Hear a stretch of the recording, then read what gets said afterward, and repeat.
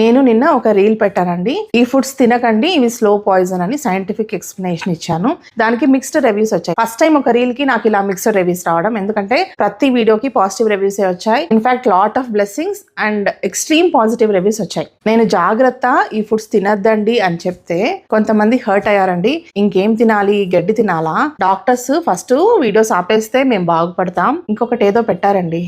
Patience లేరేమో అందుకనే reels చేసుకుంటున్నారు ఈ డాక్టర్స్ అందరూ ఇలా పెట్టారు. నేను మీ క్వశ్చన్స్ అన్నిటికీ ఆన్సర్ ఇస్తాను. అంటే ఈ రీల్ కూడా చాలా వరకు పాజిటివ్ వచ్చాయండి. ఈ ముగ్గురు మాత్రం పెట్టారు ఇలాగా. నేను ఏదో హట్ అయ్యి రిప్లై ఇద్దామని రీల్ చేయలేదు. జెన్యూన్ గానే వాళ్ళ క్వశ్చన్స్ కి ఆన్సర్ ఇద్దామనిపించింది. ఫస్ట్ థింగ్ ఏం తినాలి అన్నారు కదా, doctor Chaitanya R Telugu health channel కి వెళ్ళి చూడండి. నా లాంగ్ వీడియోస్ అన్ని ఏం తినాలి అనే ఉంటాయి. కొలెస్ట్రాల్ ఉంటే ఏం తినాలి, హై బీపీ ఉంటే ఏం తినాలి, థైరాయిడ్ కి ఏం తినాలి, షుగర్ కి ఏం తినాలి అనే ఉంటాయి. జనరల్ గా ఒక డాక్టర్ 30-40 మినిట్స్ స్పెండ్ చేసి లాంగ్ వీడియోస్ చేసి ఏం తినాలి, మీ లైఫ్ స్టైల్ ఎలా మార్చుకోవాలి అని చెప్పరు. ఈ డిసీజ్ కి ఈ మెడిసిన్ అనే మార్కెటింగ్ ఒకటైతే డిసీజ్ సిమ్టమ్స్ చెప్పడం, షార్ట్స్ చేయడం ఎక్కువ ఉంటుంది. నా మెయిన్ ఉద్దేశమే లైఫ్ స్టైల్ చేంజెస్ మీద అవేర్నెస్ తేవడం పబ్లిక్ లో. అందుకే అనుకోకుండా నాకు చాలా బ్లెస్సింగ్స్ వచ్చాయండి. రోజుకొక్కరన్నా మీరు నిండు నూరేళ్ళు ఉండాలి, మీరు సుమంగలిగా ఉండాలి, అన్రిలేటెడ్ అయినా కూడా చెప్తున్నాను, మీ పిల్లలు సుఖ సంతోషాలతో ఉండాలి. ఒకసారి వెళ్ళి చూడండి కామెంట్స్, మీకే తెలుస్తుంది. ఊరికే అయితే పెట్టారు కదా. సో నిజంగానే లాంగ్ వీడియోస్ నేను ప్రమోట్ చేయట్లేదు, మీకు చాలా యూస్ఫుల్ గా ఉన్నాయి లాంగ్ వీడియోస్ కంటెంట్. యూట్యూబ్ లో పోస్ట్ చేయగలను లాంగ్ వీడియోస్, ఇన్స్టాలో చేయలేను కదా,